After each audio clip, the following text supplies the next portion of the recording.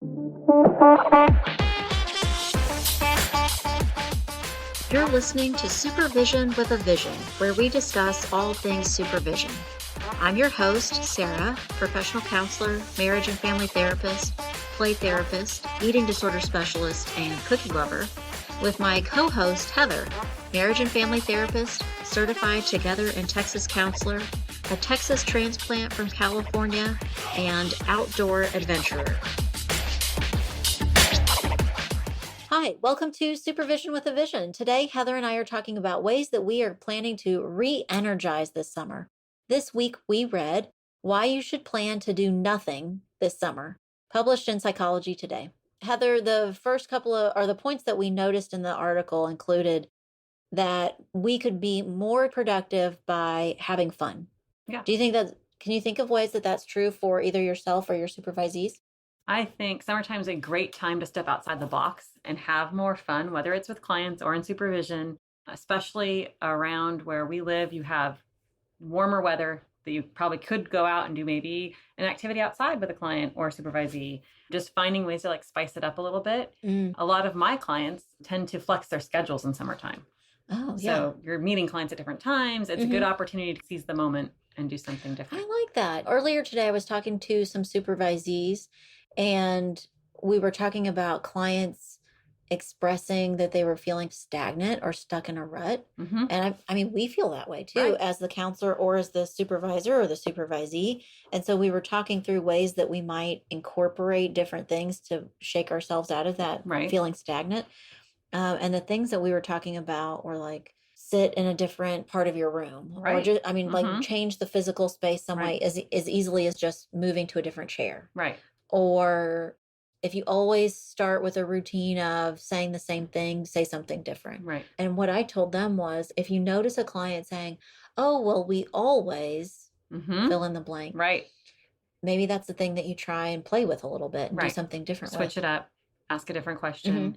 So you would do that by being outside, maybe? Or being outside would be good. I think you're totally right. And it's not even a very big change to change your schedule of clients. Right. If you see that one client you usually see at after school hours, and now because of summer, you can see them at 11 in the morning. Right. That's a change. Right.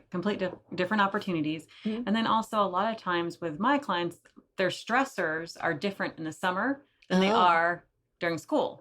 Some may overlap, but a lot of times I'm seeing college kids that have the stress of school or professors. And so as their things change about what they're stressing about, it also gives an opportunity again to insert something different, ask a question a different way. They're not in school right now. They can have a different conversation.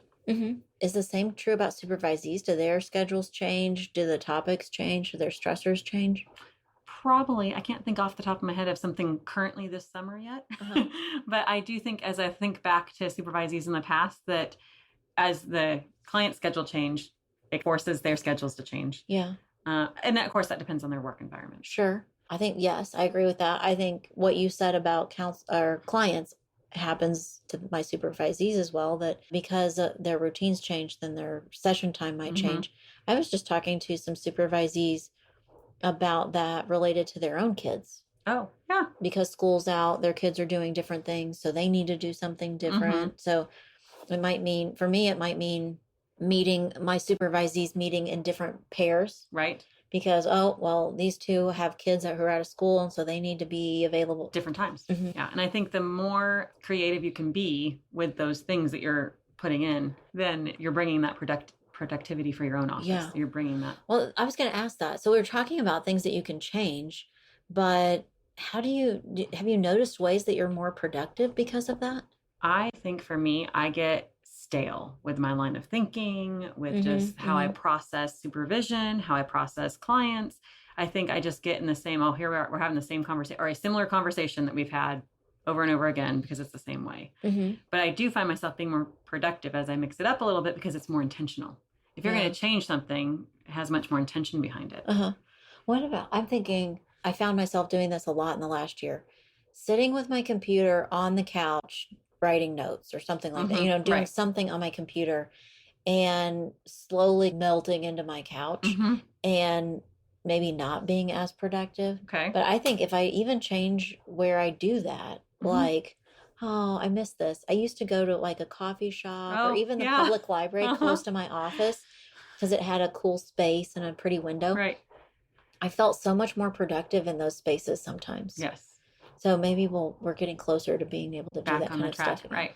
Or even I like to sit out in my backyard on the patio, and I have a table and chair with an umbrella, Mm-hmm. and I might bring my laptop out there on a Mm-hmm. nice day if it's not Right. too hot or something, and that might feel more productive. I actually doing that this week, finding a different location, feeling a little more productive and like I wasn't melting into the couch. Found a different part of my medical record keeping system that I've Oh, never used before. fancy. And I went, oh my goodness, why didn't someone think this up earlier? Right. This is the best feature out of the whole thing and Right. so helpful. Well, of course it was there all along. I just Right. wasn't Just hadn't using it or discovered didn't know. it. Right. So that feels more productive. What about, I think this happens sometimes with my supervisees and I, that we get into a routine and I maybe stop checking on their hours. Oh, right. Or I'm not asking about documentation Mm-hmm. or something like that. But if I change it up a little bit, we get on in a new routine where I do check on Right. Like, oh yeah, their note hours. writing How are you doing yeah. this week? Mm-hmm. Or you haven't submitted a note to me in a while. Can I see what you've, Mm-hmm. written? And I think Mm-hmm. that is a great way to like, it almost forces productivity because your brain is thinking about it differently. Mm-hmm.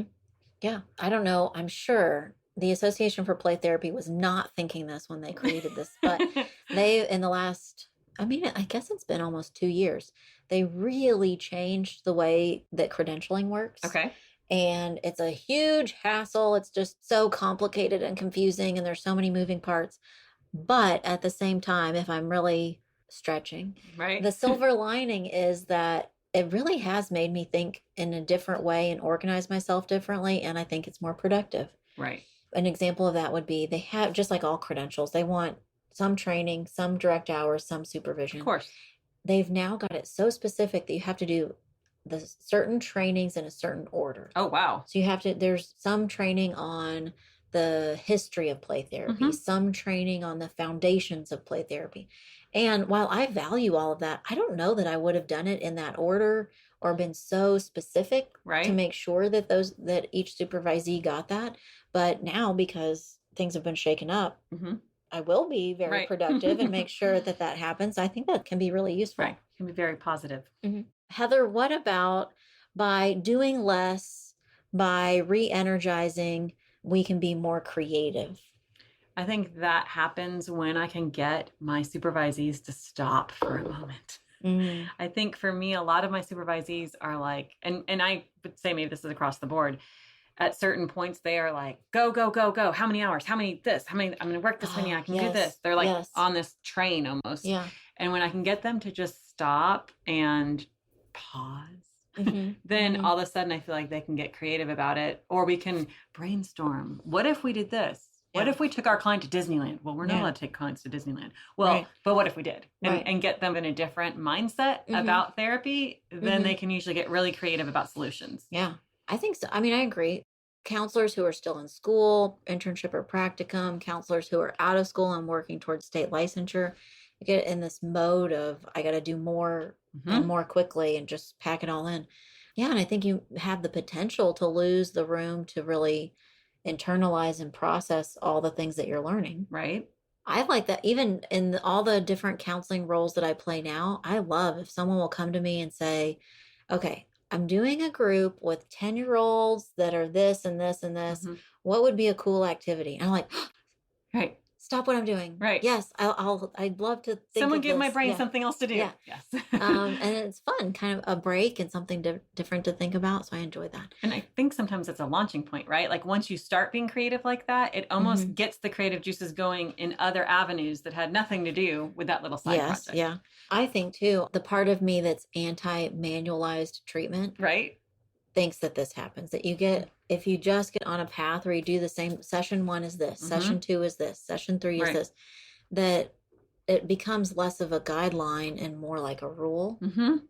And then your creativity goes out the window. Right. You don't, you're on black and white instead of finding all the fun. But maybe if you can, maybe follow the guidelines because the guidelines are useful, but you slow yourself down enough or you allow yourself to have the room to also get creative sometimes Right. with those guidelines. That's what it is. And one place I worked for a while, we had kids make folders that were their folders that they could come back to for whatever they had created during therapy would be saved in this folder and they could come back to it at any time. And I always felt like you got the most out of the kids when you just let them go. Like let them make their folder however they needed it, make that.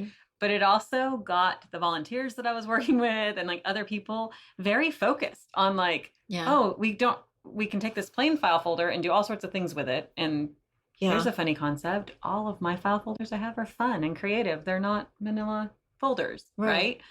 I think this happens to me as a counselor if I go to a CE a training, or maybe I'm in a group with related to work or school or something like that, and we're given an expectation. If it feels like, okay, finish the expectation, man, all my creativity goes out the window. Right. It's and just like, but I also get really frustrated, right? Almost like defiant, like, no, I don't want to do it. I can't do it.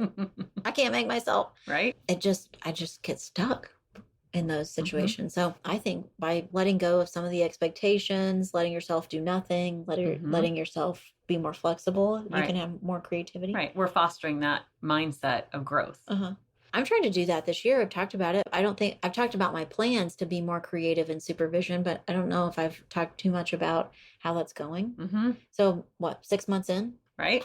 To dyads as well as a group supervision every month and incorporating individual every month. I like it. It still is maybe taking some getting used to and practice for all of my supervisees, but I feel like I'm sticking to it.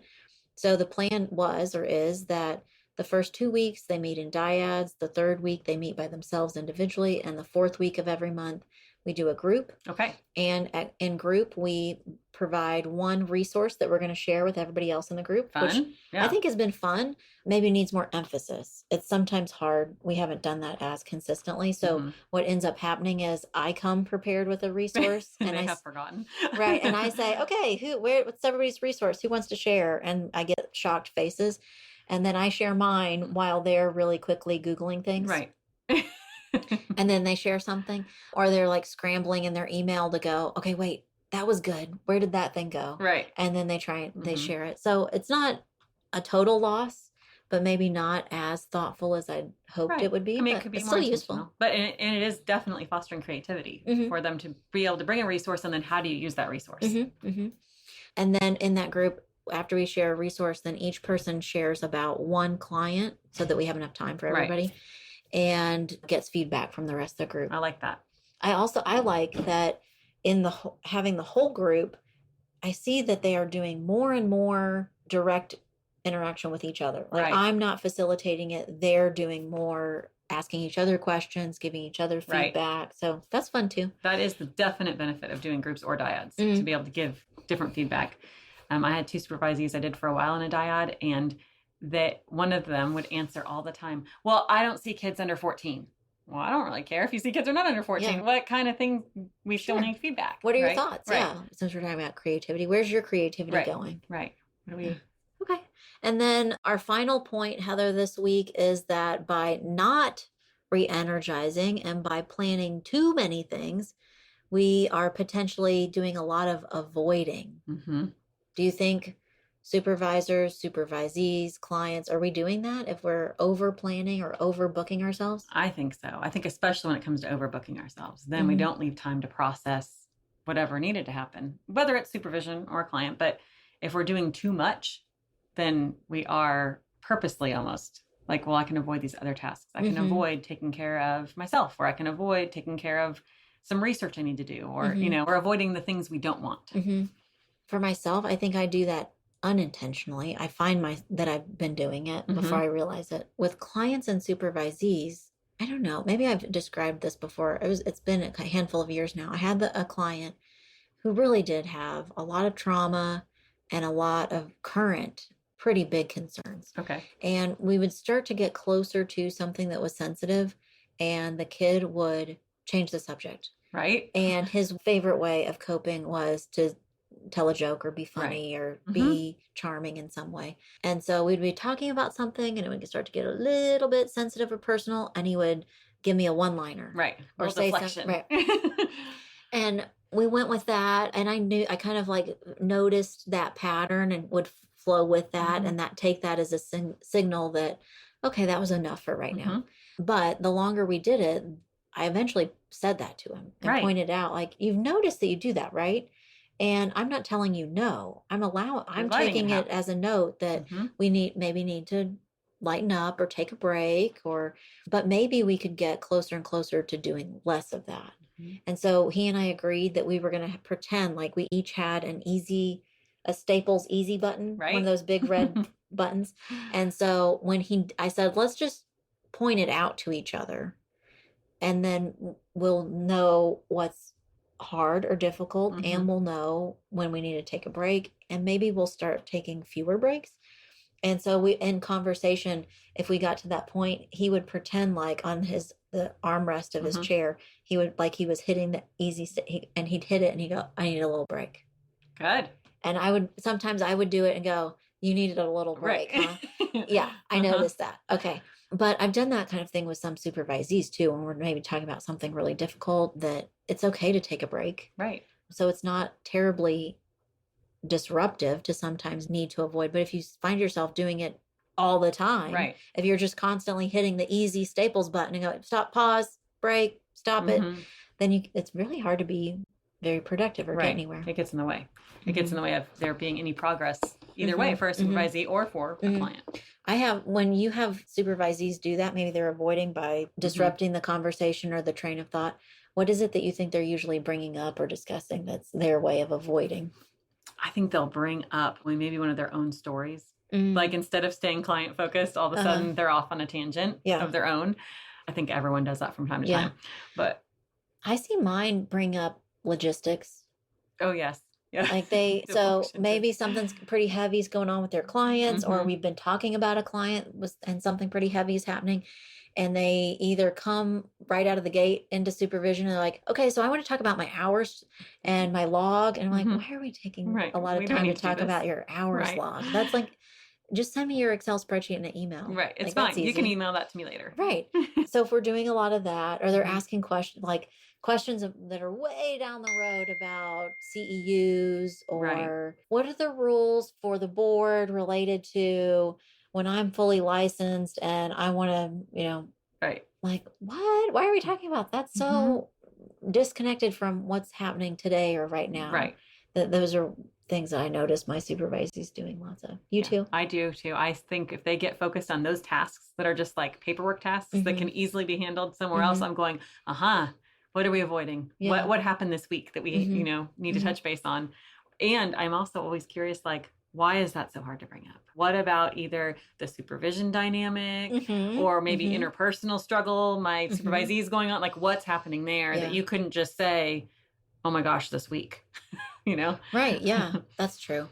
I feel like that happens. I've had maybe some supervisees in the past that have a hard time taking feedback, and it's easier to talk about, what's my voicemail supposed to say? What's my, something random. Yeah, something that's like really concrete and logistic that we could do really easily in just a few seconds. So. Well, Heather, we talked about re-energizing this summer and being productive, creative, and doing less avoiding.